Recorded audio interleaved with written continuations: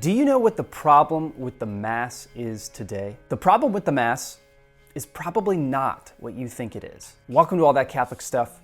I'm Chris Bray. Your presence in this hour, I remember listening to a recorded talk about 10 years ago from Matthew Kelly, an author and speaker, where he went on this rant and asked this rhetorical question, do you know what the problem with the Mass is today? And then he continued to go on and list a whole bunch of different examples of things that were wrong with the Mass. And if I were to ask 50 different Catholics what they think is the problem with the Mass today, I'd probably get 50 different answers. But I'm not sure that any of them would actually be the real issue. Many brilliant and forward-thinking minds have identified some sore spots and tensions within the church today. Perhaps it's the consumer mentality, right? People that go to church with the idea that they are wanting to be served.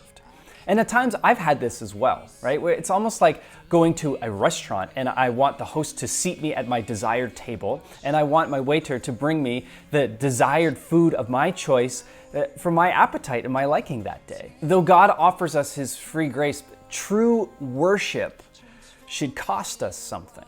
Expression and emotion, though they are encouraged in our Universal Catholic Church, have stolen the focus in our worship in the Mass. People choose a Mass based on the music, or who's preaching, or the time of day, or the demographic of people who are attending. And that's okay to a certain extent, but when that becomes the focus and the lens through which we evaluate whether our Mass experience was worth it or not, undermines what the Mass is truly about. I've been that person, and I get it. My wife and I have 5 kids, and we want to bring our family to a Mass that is joyous, that is reverent, that is with Spirit-filled people who truly believe, with a priest who's going to give a homily that is relevant to my life, that's going to challenge and inspire based on the Word of God, and a Mass that is adorned with outward beauty fitting for the moment when heaven touches earth. And it's frustrating as a parent, let alone as an individual, when the priest decides to give some intellectual academic history lesson, or on the other extreme,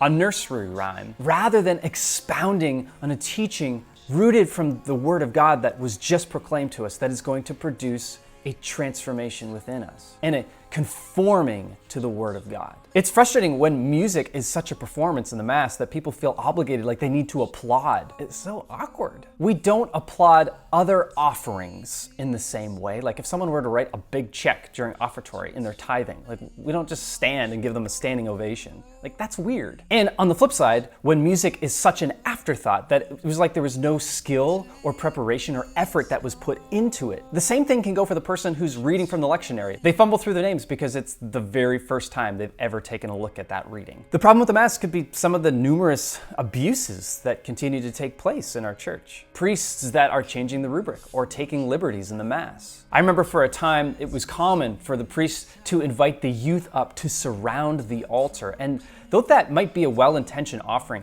a way for them to experience Jesus in a profound way, it also can diminish the sacredness of the Mass. Perhaps some of the abuses are with irreverence, with attire, or irreverence receiving the Eucharist. And look, I've been that guy.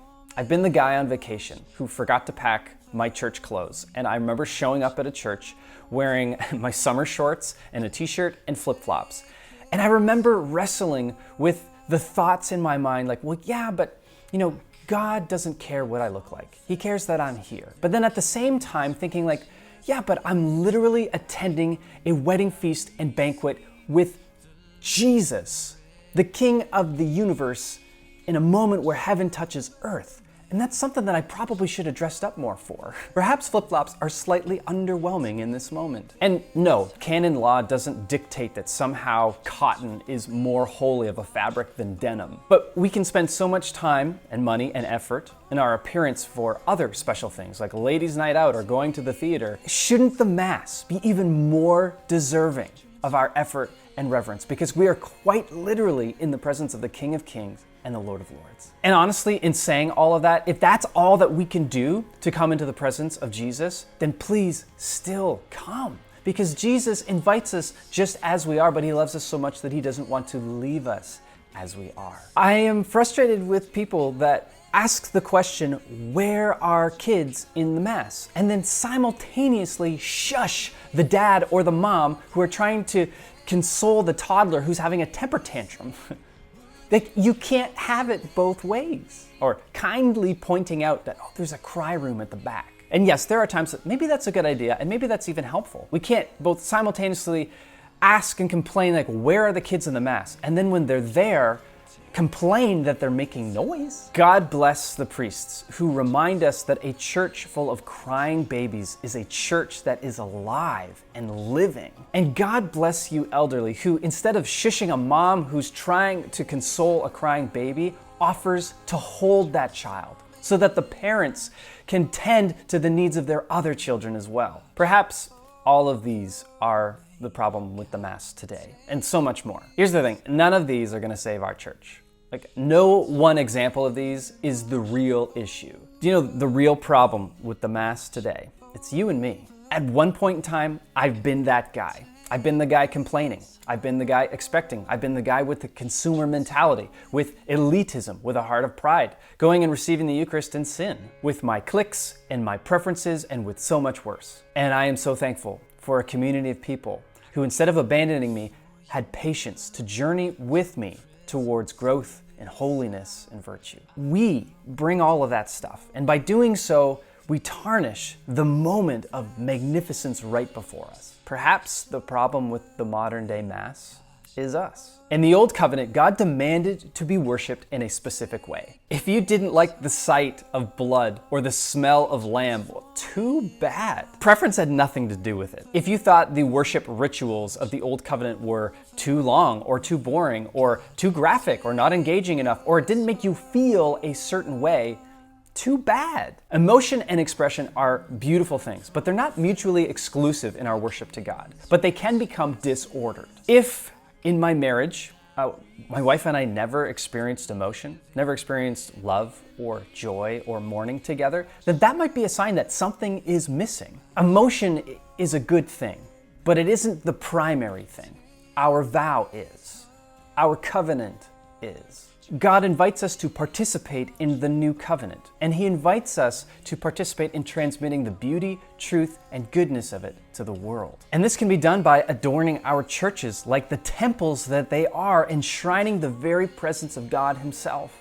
And this can be done with music that is fitting for the moment when heaven touches earth. And this can be done with homilies that convict and inspire hearts by the power of the Holy Spirit to stir us towards the Word of God, and so many other things. The way that we demonstrate the beauty and the truth and the goodness of God and the Mass to the world is by demonstrating that the Mass truly produces a transformation within us and in our lives. That by God's sanctifying grace, it's drawing us closer to holiness and virtue through love. We worship not for us, not for what we can get out of it, but because it is the worth that is due to God. Because this is how God desires for us to worship Him. And in turn, He gives to us His sanctifying grace to change and to transform us. If that's not what the Mass is for us, then the problem perhaps isn't the modern day Mass or the form.